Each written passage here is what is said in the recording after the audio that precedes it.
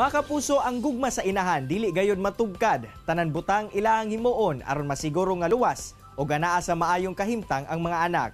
Og subay ni ana, sayron ta ang kaagi ni Analiza Tumanda sa pagluwal sa iyang anak niadtong panahon sa bagyong Sendong. Ma'am Analiza, mayong buntag og dayon sa At Home with GMA Regional TV. Kamusta, ma'am? Okay ra ko, sir. Ma'am, pila ba kabuok ang imuhang anak ug kamusta ang inyuhang kahimtang karon? Okay ra, sir. 5 ka ba kong anak, sir? Sa 5 nimo ka anak, ma'am, kinsa ba sa ilaha ang gitawag nga miracle baby ug pila na ang iyang edad karon? Ikapat na akong baby, sir. Katong si Sindang, sir. 9 na yung edad, sir. Na-mention na nimo si Sendang, ma'am. Please share to us kung nganong gikonsidera nimo siyang miracle baby. Kay during sa Sindong, sir, mga last days, uli akong bana anak, sir. Wala may kabalo nga ang tubig dahil, sir. Gadako na sa, sir. Siging ulan.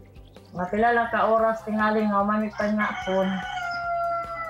Nga, wala na may kabalo, sir. Ang mga tao nagkayagaw na dahil, sir. Nga, mga 11 o 12 ba, sir, nakamata na may anak or alauna. Kusog na kayo ang baha, sir, ba? Kusog na kayo ang baha, awa na may kana. So, muna to nga time, sir, nga, among ipangkuha ang mga bata, among ipangbalid to sa pikas balay, kay dako na kayong tubig. So, sa pikas balay, pagtabok na mo, sir, dili naman mo makaya, sir, kay mas taas na pagay to siya, sir. Di naman na mo makaya. Nilabang na po mi og pikas balay, sir. Before mi nilabang, na ay washing nga nilabay, sir. Washing. Tiningon akong bana nga, sige, ipasakit ang mo, ana. Pasakit ang mo ito, sir, na apoy ni kuha sa amo sa atbang gapon nga pikas balay, sir. Pag abot ang mo dito, sir, mura na ko ga-bleeding, sir. Kasakit akong tiyan ba? Kasakit akong tiyan. Nga, na din ko nga kanang auntie, tabang lugar ko, kaya naaman sila sa atok. Katong nagsagok sa mua.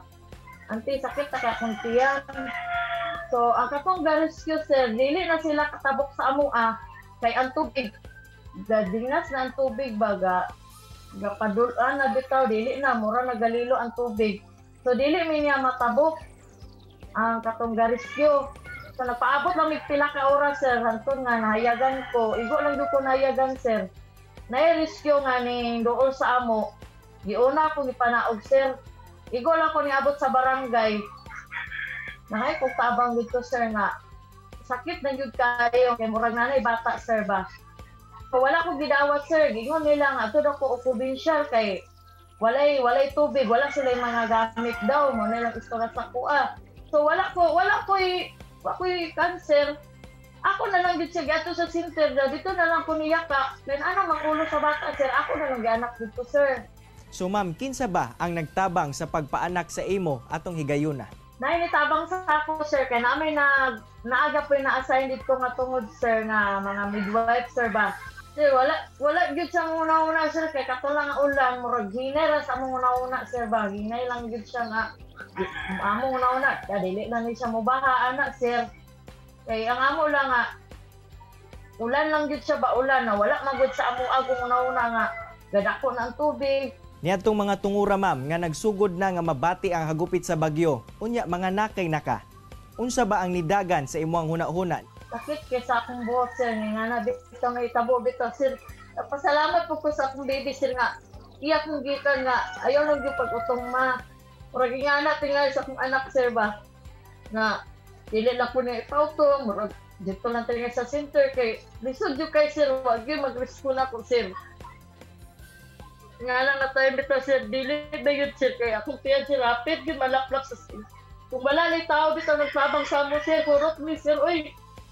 Dili lalim, sir, kung kaso nga to nga tayo na wala mi kabalo, sir. Simbako lang, sir. Kung banang nga to nga tayo, wala nakauli, sir. Kurot ni, sir, oy. Luyo sa panghitabo, makonsidera ba nimo, ma'am, nga blessing gihapon nga luwas ka o ang imuhang baby ni adtong higayuna? Oh, sir. Salamat ra po ko, sir, nga basko mi karon, sir, nga nanadi balay. Pero dili man sa ingon nga pasalamat mi tungod sa Sindong nga ning balay ang kamatayon sa tao, sir. Dili lalim gid, sir. Ampo lang ni, sir. Ampo lang gid mi. Nga pasabalay, makakaon. Ampo lang namo sa Ginoo nga mabasko nga akong Sindang, sir. Nganong gitawag ba siya nga sendang, ma'am?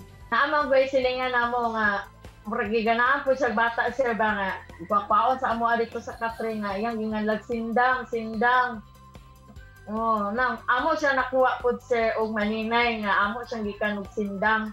So ako yung giyan sa iya diri pag abot na mo sa evacuation diri sir. Nga dili na ko gusto nga sindang sir kay kana ko sir ba unsay dan sa sindong sir. Tong ni anak ko nga pwede nga IC na lang dili lang sindang. Alang kanimo, ma'am, unsa ang imong maingon nga nakatunan nga leksyon sa imong kaagi sa pagpanganak kang IC niadtong panahon sa bagyong Sendong? Sir, para nang makabalo bito ako nga nana sa bagyo, murag na-trauma gyapon ko sir, oy kay kasing pag-abot na mo din sir, pagpamali na mo sir, ingon ako anak ma, kung sa mga sanilas kay bagyo na pud. Murag na kami sir ba nga nanam tami din sa bukid.